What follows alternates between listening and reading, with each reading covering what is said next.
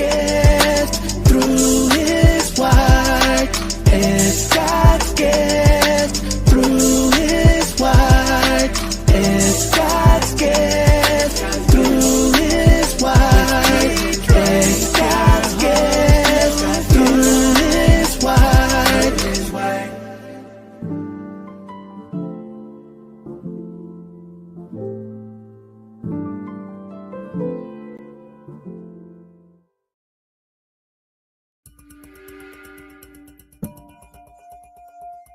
It is called esophageal thrush, and that's yeast in your throat. And she's like, what that means is that's a symptom of being HIV positive, and you are HIV positive. I felt really disappointed in myself. The gentleman who gave it to me and I contracted it, he didn't give me a choice. He didn't tell me he had it. He didn't tell me, hey, let me do this. He didn't say anything. So he didn't give me a choice whether I could or not. And that was the thing that was taken from me. I knew in my mind, logically, I should have left. But I was like, no, I do not want to leave because I don't want to go back to my abusive family. You have to make a decision. Figure out that you're done, that you can no longer deal with that abuse. You deserve better because you do. And then make a plan. And then, because it's not going to be an easy walk, but you understand that the journey is going to be well worth it. On the other side, there is glory. On the other side, there is peace. I am T.Drake, and this is my story.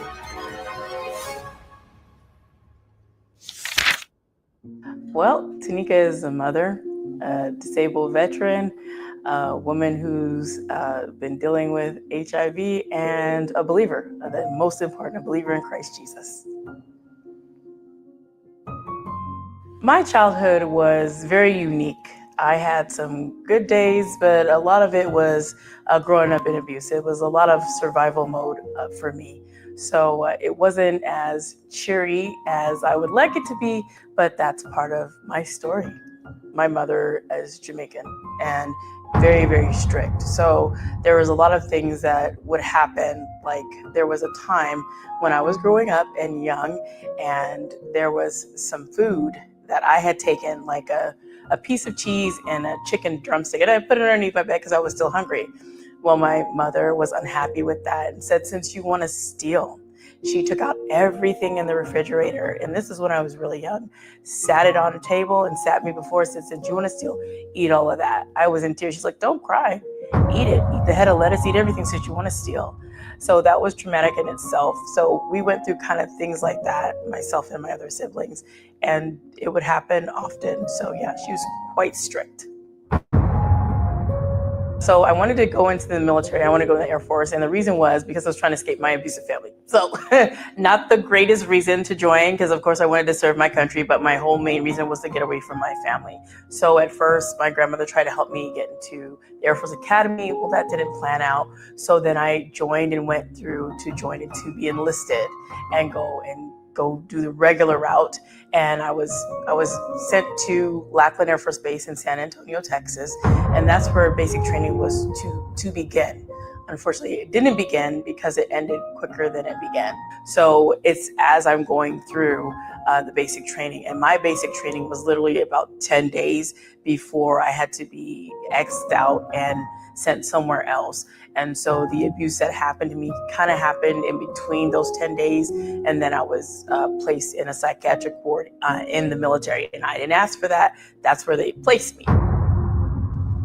So because the sexual abuse had happened, they had told me, the person I was dealing with, the TI, said, well, I have to, you don't belong here anymore. I need you to get out. And so he came up with a plan. He devised a plan. And I said, I can't go back home because I'll be looked at disgraceful. Like I came to join the military. I came to serve. He's like, don't worry about it. You can still get out honorably. You just go get look a little crazy. I was like, wait, hey, hang on a second. You're telling me I'm going to get out with a psychiatric issue, but I don't have one. He's like, well, that's the honorable way to get out. I was like, so you get to retire with a regular 20 years, and I get to be deemed as a person that has a mental break, even though I didn't do anything. He's like, you still get your money. I was like, but I'm going to be deemed, when anybody talks to me, they're going to think I really have a psychiatric problem. Don't you think that's bad? He's like, no, that's not bad. He's like, so this is what we're going to do. Make sure you make your hair really crazy, because I got to believe that you don't have it together. I was like, okay. And he's like, and then you'll be fine. And sure enough, I listened to him, and sure enough, they gave me all the pills because I followed that. And then when I was sitting in there, and there was another gentleman that had been placed in the psychiatric ward as well from a totally different unit. And he said, what are you in here for? I was like, I don't even know why. I was sexually harassed. I don't know why I'm here. He's like, well, you don't need to be here, but you can't leave. So that's where I spent the rest of my time. So the whole thing was kind of a little bit of a blur of like emotion. The only thing I was thinking, like, I can't go back home. I don't want to go back home. Like, I came into the military to get away, and now you guys are getting rid of me, and where I'm going to return. I'm going to return back to the very people I'm not trying to go with. He's like, you have some family member left in Colorado? I said, my grandma. He's like, well, there, I'm going to send you back to Colorado Springs to your grandmother. So he shipped me back to my grandmother, who was the only one living in Colorado Springs because my family had left. And that's how I ended up coming back from Texas to Colorado Springs. The whole thing was a lot of anger, a lot of hostility, and I would snap on people because my dream was snatched from me. So I was very angry. It wasn't trying to get justice, it was trying to get revenge on everybody. Like, I don't understand why I was even kicked out. Like, this seems very unfair. The next story of me becoming an HIV positive person was I had met this gentleman when I was working at Peterson Air Force Base. And so we started talking, and he told me he was like 27 years old and took an interest in me. And so we got together. And of course, me doing what the Lord wouldn't have me to do, we were intimate with each other. And I later found out I had contracted HIV. Now, I didn't know that I had HIV this entire time I was dealing with this gentleman, and he never told me that he even had it. The only reason and the only way I found out is when I was trying to eat and drink something, and my throat was just burning. I could barely even sip water, and my throat was just hurting so bad. And I was like, oh my gosh, what is this? So I go where I'm at this time, I'm visiting my family in Missouri. They're on Whiteman Air Force Base. And so my dad's, well, we'll just go down to the clinic and ask them what's wrong. Maybe you have a sore throat or something. So I do. And the lady says, well, let's run some tests. Because she said, that sounds a little odd. And she's like, your throat hurts and everything? I said, yeah. She's like, you can't even drink water. I was like, it hurts to even try to eat. She's like, that sounds like something. She's like, it sounds like you might have esophageal thrush. And that's like an HIV condition. She's like, but you look way too young. She's like, I don't think that's it. She's like, you know what? I don't want to guess. She's like, let me just send you out from some tests, and then it will tell us what it is. And she said to me, she's like, I have some news for your throat. And she's like, it is called esophageal thrush, and that's yeast in your throat. And she's like, what that means is that's a symptom of being HIV positive, and you are HIV positive. I was like, really? She's like, yes. She's like, so what we have to do when it's on the military installation, we have to inform the commander, and we have to inform some other people. So she's like, they'll be reaching out to you, and then you'll have to speak with them because this is a big deal, and you'll have the state's going to be called as well, and they're going to come and talk to you. I was so shocked and dismayed, and like, what is happening? I just got out of the military, and I was just getting ready to turn 20. I was like, okay. So they're asking me, upon our understanding, you have contracted HIV, and we want to make sure that you're not messing with any of our military people. And then one of the gentlemen said, and he was for the county, he's like, I need you on this paper to write down everybody that you've laid down with, because they need to know. And if they're the ones that gave it to you, we need to inform them. But we need to know as much information as you can give us. We need to go back and backtrack how this happened to you. The base commander said, I didn't want you to come back to this base. You are banned from this base. Don't come back here ever again. And so my family had to whisk me back to my grandmother in Colorado Springs. And I've been dealing with HIV now for 24 years.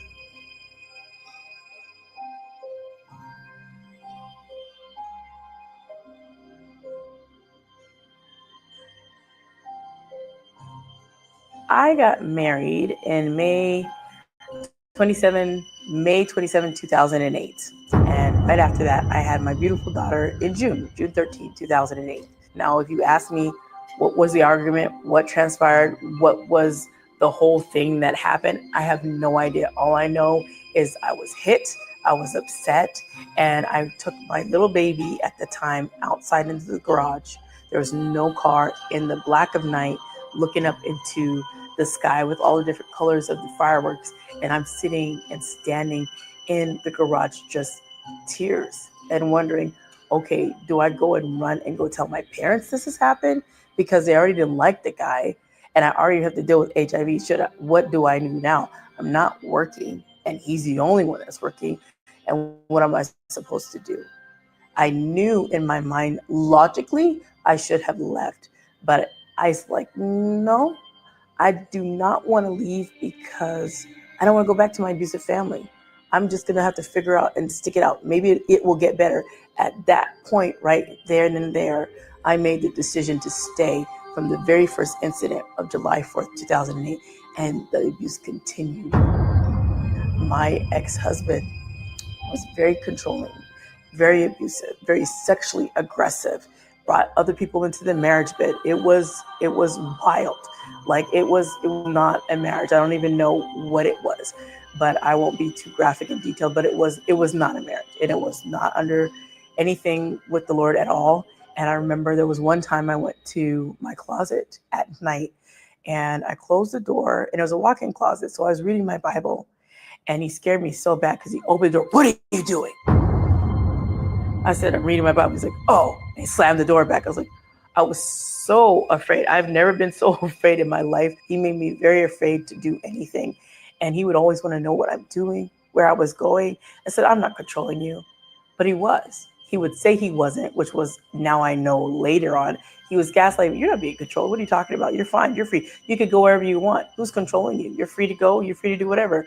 And that wasn't really true. And I didn't know because I had never been really in any domestically violent situation. So I had no idea. And I would get up late at night like, am I in an abusive situation? Am I not? I was confused. So I was like, it seems like it. But no, he says he loves me. And every night I would go and search on Google, well, what's domestic violence? What is it? And I would be researching and I was like, well, I can't be in that because he said it's not right. And every time we would have an altercation, he said, baby, I'm so sorry. You know I love you. You know what? I'm going to stop starting today. I'm not going to do it again. And then it would happen again. And it would continuously happen over and over. So there's been a few different incidents. One is I was on my way to go to a VA appointment in Denver. And we normally take stuff with us because we have our kids and they're always hungry. And I said something to him, and I can't remember what it was. And I was driving that day. And he took the bag of the cans and he swung it, and it busted my lip, and blood just kept gushing out onto my shirt. And I was wearing a white shirt. So I'm looking down and my lip is busted. I was like, oh my gosh, look what you did. He's like, well, I was like, oh my gosh, there's blood everywhere. He's like, well, you shouldn't have made me do that. I was like, I have to go to my appointment with a busted lip. He's like, let's go home and clean you up before you go up there and change your shirt. I was like, you did. I'm so sorry. You just shouldn't make me angry like that. And that would never happen. And the very last incident that probably was the top one that I will never forget, and that's what made me leave, was when he had come home and I had purchased McDonald's for everyone. And he came in and he had a bag of something. He said, here, happy Valentine's Day. And I opened it and it was some little weird earrings. I was like, okay. He's like, you don't like it? I said, is this what you bought for me? I was like, I don't want that. He's like, what'd you say? And he took the Big Mac and he flung it across the floor over the dining room table and it hit the floor. I was sitting down and he was standing over me and he's 6 feet. And he looked down at me. He said, I'll go to jail for assault.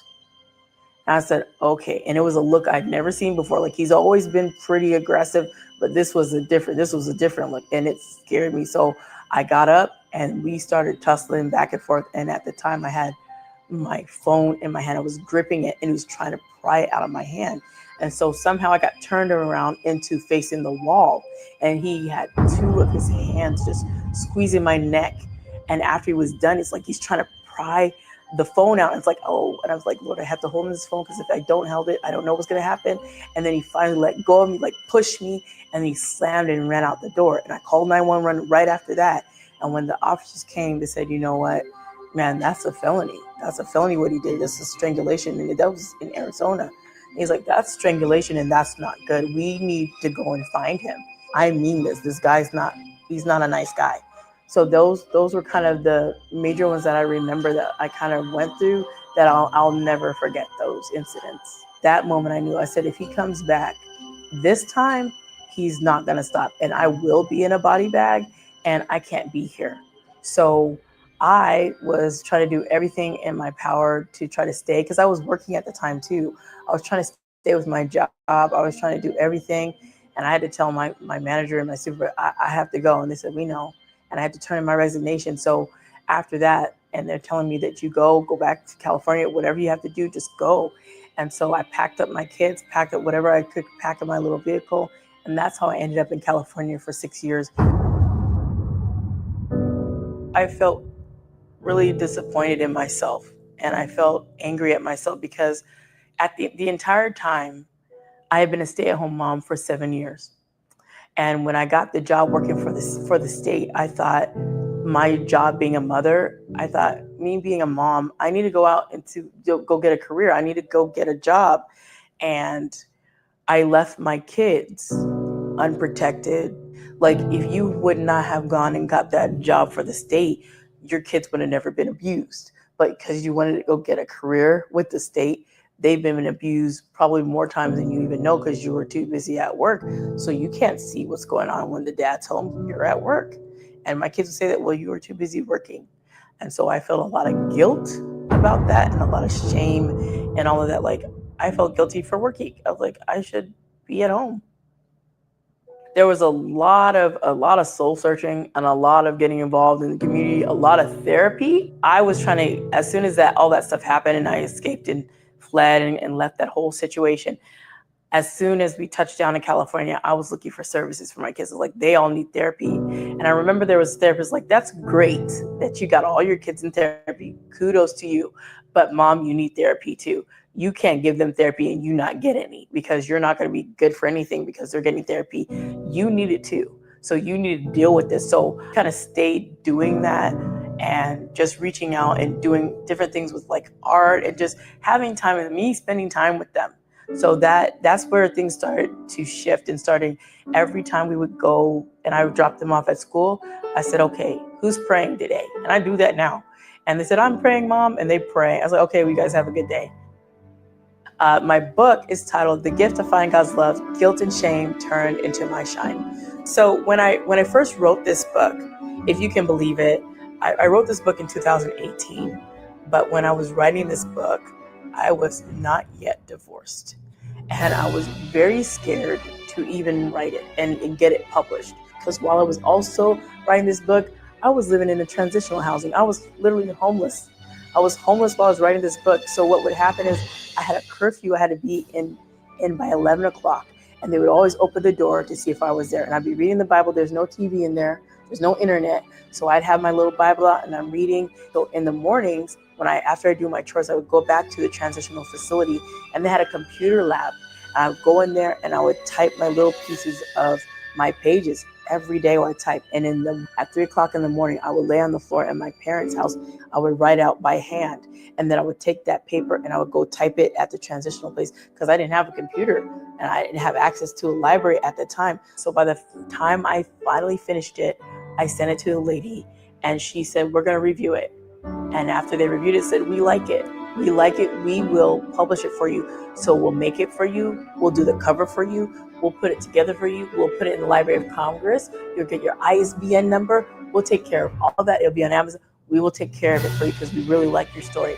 So you can find the book on Amazon.com. It's also in audio now, so you can find it on Audible, and you can also find it in Barnes & Noble, Walmart.com, any place. You just put it in and you'll be able to find this book and get it either in paperback or Kindle if you like to do it digital, or audio if you just want to listen.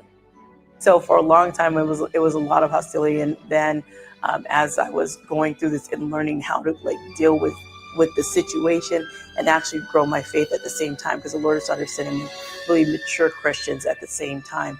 And as I was going through it, I'm learning how to use what's happened to me to be a strength and encouragement to other people. The gentleman who gave it to me and I contracted it, he didn't give me a choice. He didn't tell me he had it. He didn't tell me, hey, let me do this. He didn't say anything. So he didn't give me a choice whether I could or not.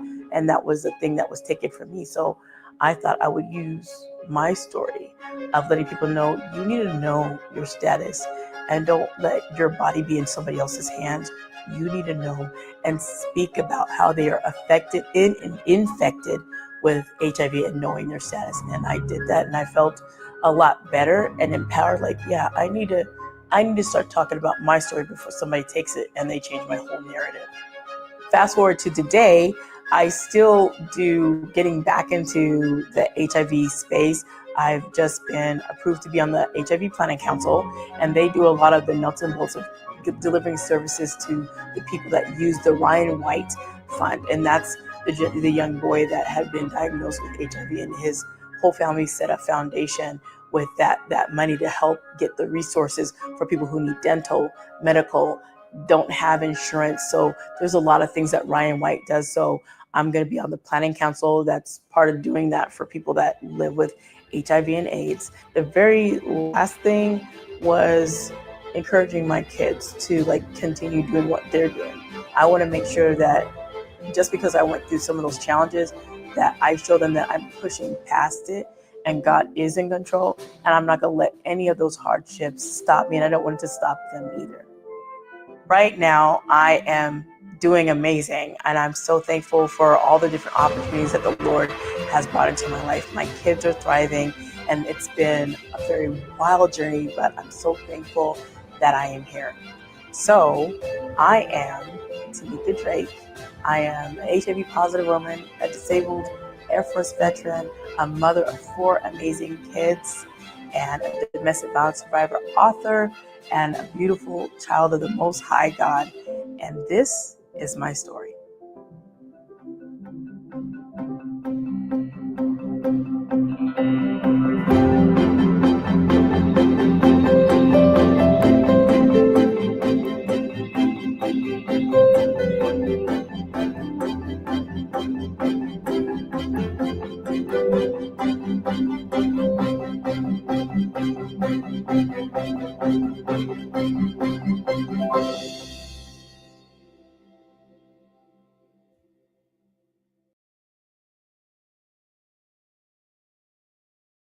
God's gift through His word. It's God's gift through His word.